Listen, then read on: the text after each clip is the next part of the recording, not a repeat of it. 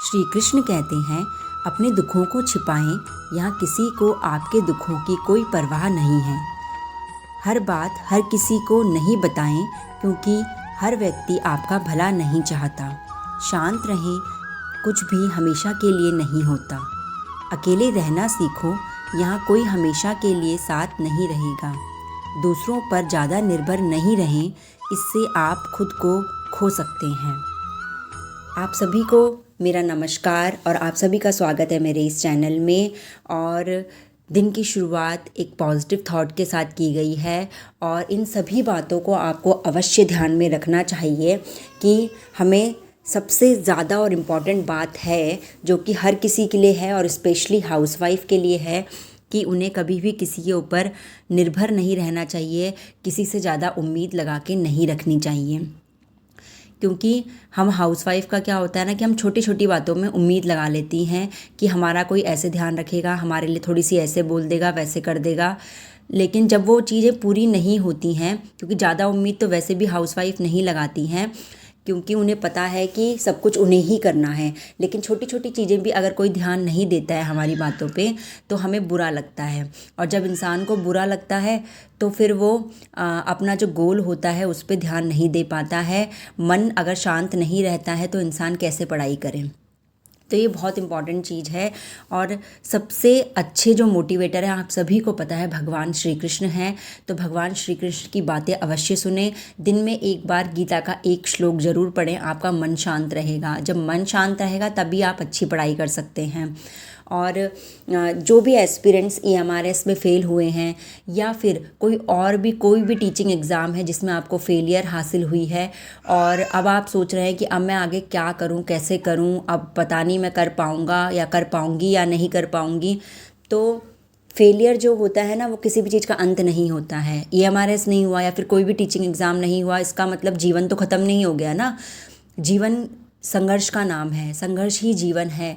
जब भगवान राम जी जो थे उनके जीवन में संघर्ष था, आप सभी को पता है कि वो भगवान होने के बावजूद उन्होंने इतना संघर्ष किया। उन्होंने 14 वर्ष का वनवास झेला। राजा होते हुए वो एक नॉर्मल लोगों की तरह रह रहे थे, जंगलों में वनों में भटके, इतनी मेहनत करी और उसके बाद भी उन्होंने अपनी वाइफ के बिना रहे बाद में।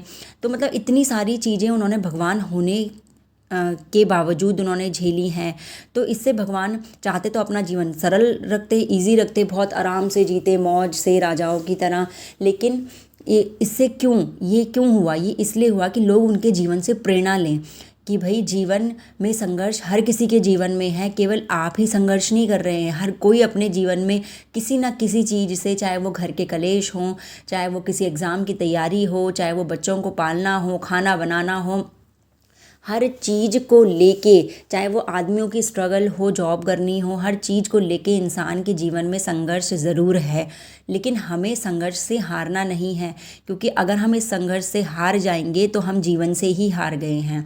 क्योंकि जीवन का नाम ही संघर्ष है। हमें हर चीज़ में संघर्ष करते हुए आगे बढ़ना है एक पॉजिटिव थॉट के साथ, और हमेशा पॉजिटिव रहना है। दुख आते हैं जाते हैं, हमेशा जीवन एक जैसा नहीं रहता है। और जितना हो सके अपने जीवन में अकेले रहने की कोशिश करें, मतलब सबके साथ मिलके रहें, लेकिन अपने लिए एक अकेला टाइम ज़रूर रखें जिसमें आप अपने बारे में सोचें कि आपने क्या हासिल किया है, क्या नहीं हासिल किया, आपको क्या करना है आगे, कैसे करना है, कब करना है। तो ये सब चीज़ें आप उस टाइम में सोचें।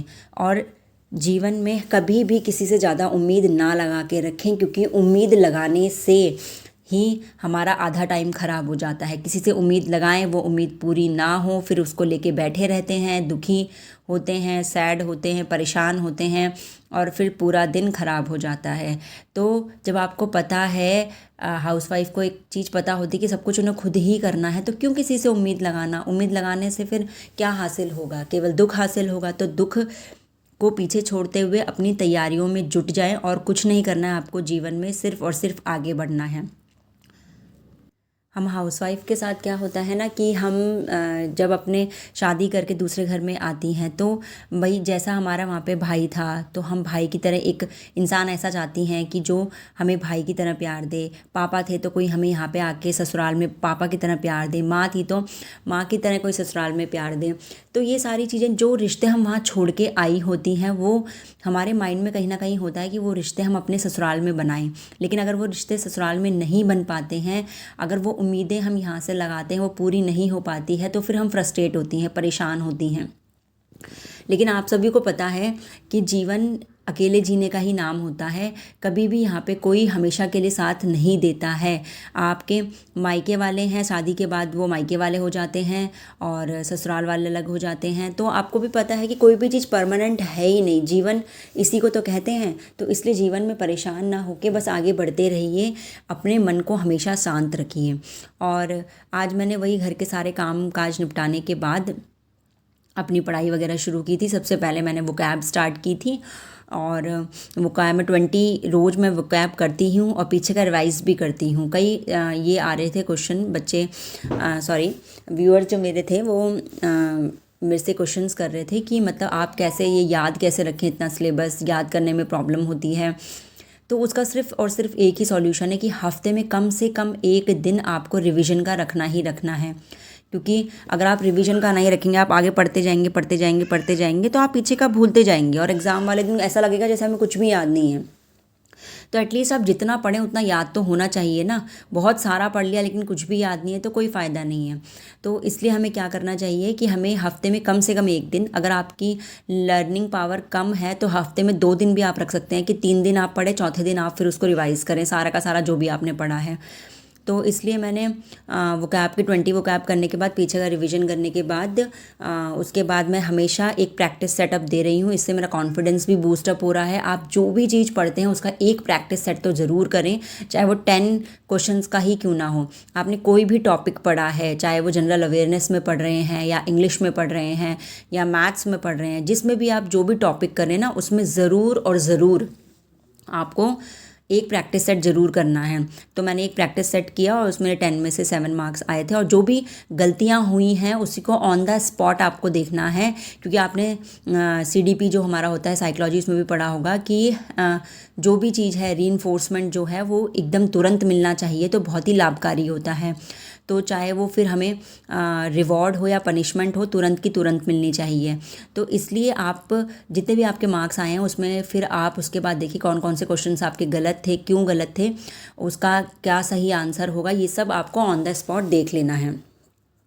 फिर वही बच्चों के साथ खेलने कूदने के बाद उसके बाद मैंने अपना फ्रिज वगैरह साफ़ किया, क्योंकि हफ्ते में एक दिन, जिस दिन भी पूरे हफ्ते की सब्ज़ी आती है, हस्बैंड एक ही दिन लेके आते हैं, क्योंकि फिर उनको ऑफिस का काम वगैरह होता है तो टाइम नहीं मिल पाता है। और बच्चों के साथ वैसे ही इतना बिज़ी रूटीन रहता है हम दोनों का, तो इसलिए जिस दिन वो लेके आते हैं उस दिन मैं पूरा फ्रिज अच्छे से साफ़ करके और पूरा सेट कर देती हूँ सारी सब्जियाँ फल वगैरह उसमें फ्रिज में।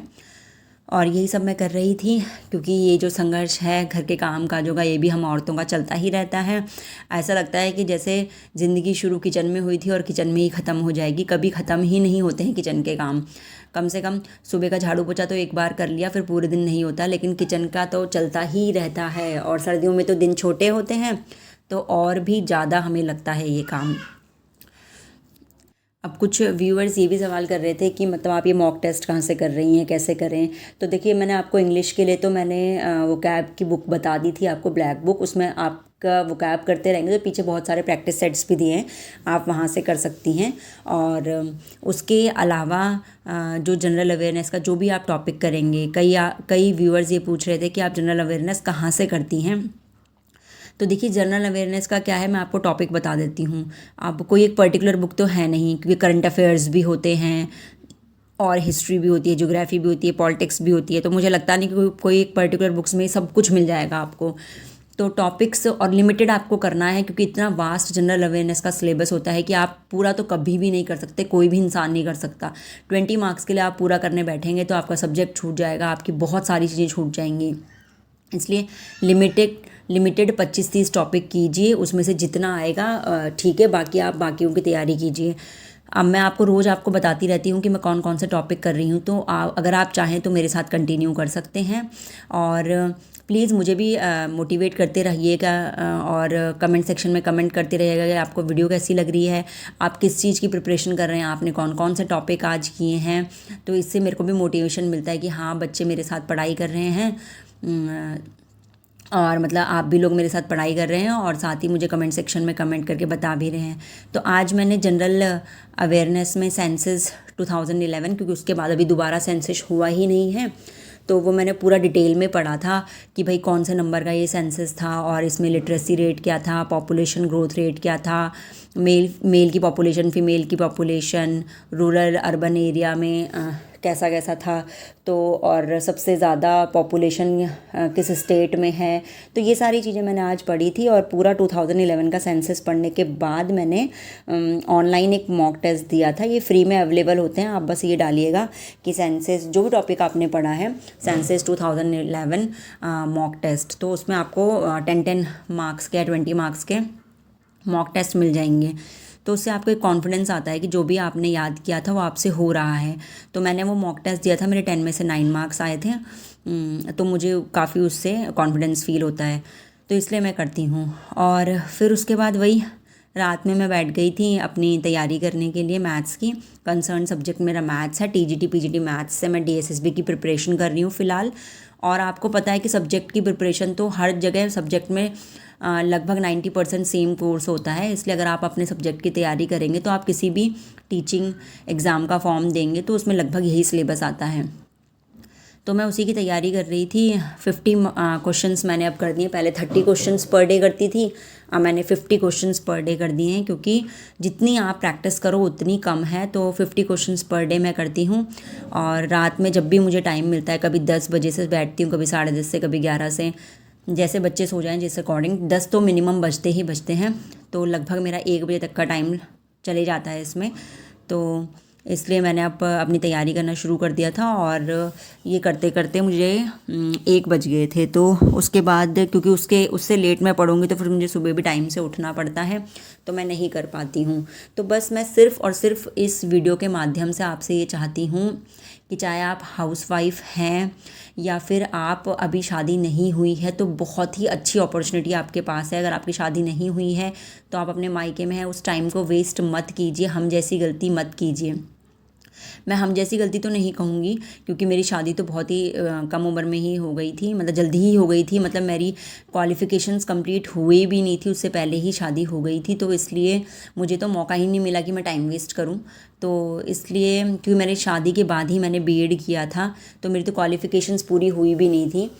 तो बस वही कहूँगी, लेकिन काफ़ी लोग ऐसी गलती करते हैं कि शादी से पहले एंजॉय करते हैं, ज़्यादा पढ़ाई नहीं करते हैं। तो अगर आपकी शादी लेट हो रही है, क्योंकि अब जनरली शादी सबके सब लेट करते हैं 25-26 साल की उम्र में, अगर लेट हो रही है तो आपके पास बहुत टाइम है कि आप तैयारी कर सकें, गवर्नमेंट एग्ज़ाम की तैयारी कीजिए। क्योंकि बाद में ये फील ज़रूर होता है शादी के बाद, जब आपको कोई इतना मोटिवेट नहीं करता है किसी भी चीज़ के लिए, आपका इतना सम्मान नहीं करता है, तो आपको लगता है ये चीज़ें। बाय।